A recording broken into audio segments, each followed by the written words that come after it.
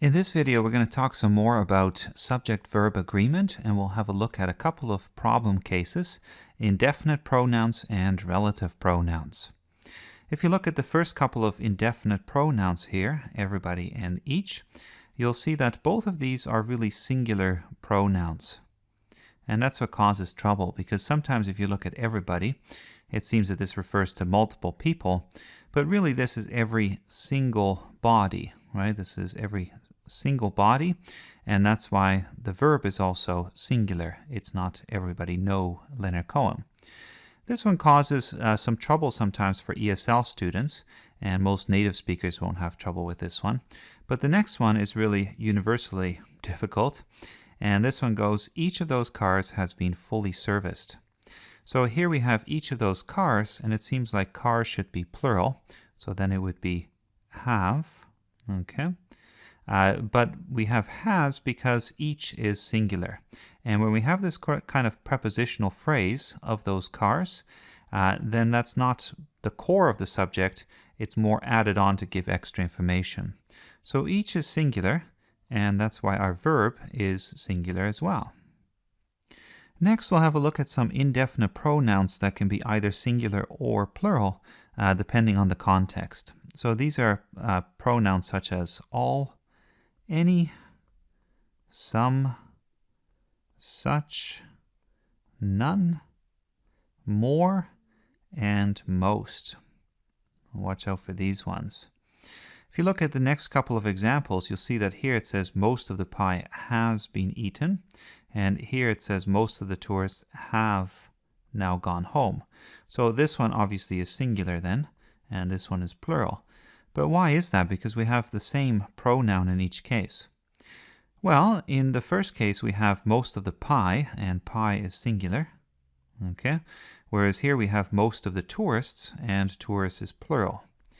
And in this case then, this prepositional phrase, even though we can put it in brackets, it does matter. We can't just ignore it, because these pronouns really depend on that next information to be either singular or plural.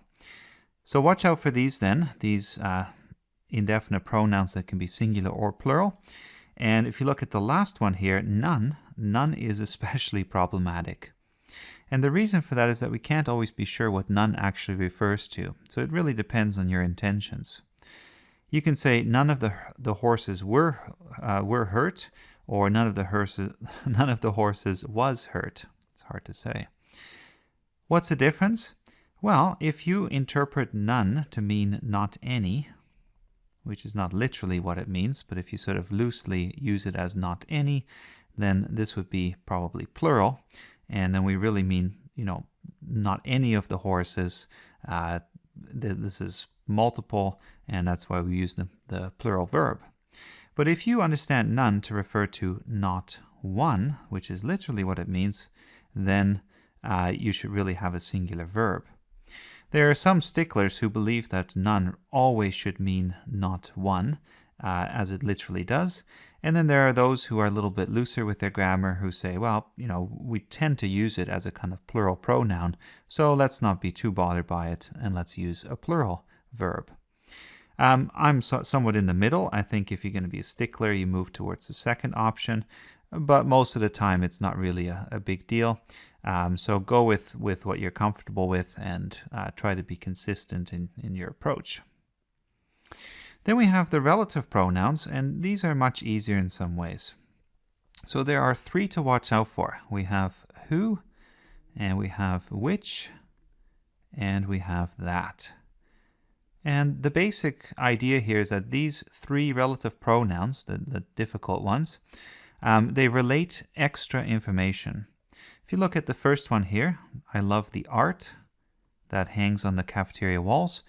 The relative pronoun refers back to a noun that came before, which is art over here, and it relates more information. Typically it starts a relative clause, and often it's the subject of that relative clause as well. So it links back, and then it forms the subject often of what follows next.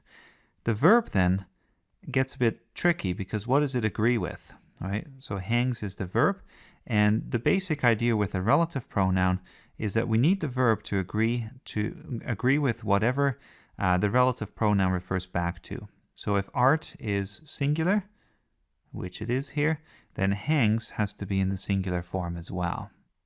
If you look at the next one, this one goes, their team has a few rednecks who, there's our relative pronoun, and here we have swear, there's our verb. Okay, this one is not swears, which would be singular if it was swears. It's swear, which is plural, because rednecks, which is what who refers back to, is plural. And that's the basic idea. To sum up then, for relative pronouns, all you need to do is make sure that your verb agrees with whatever noun your relative pronoun refers back to. And for indefinite pronouns, things are a little bit harder. We'll just quickly summarize. Watch out for the ones that are singular, okay, and seem plural. Watch out for each especially, because often it's singular and you have to disregard the rest of the subject. The other ones, the other indefinite pronouns that can be plural or singular, okay, and we haven't mentioned every indefinite pronoun here either, so there are quite a few more that don't fall into these categories.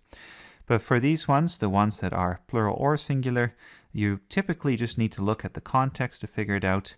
And then finally, with none, you can usually go either way. And that's it for indefinite pronouns. Hopefully that helps you with subject-verb agreement.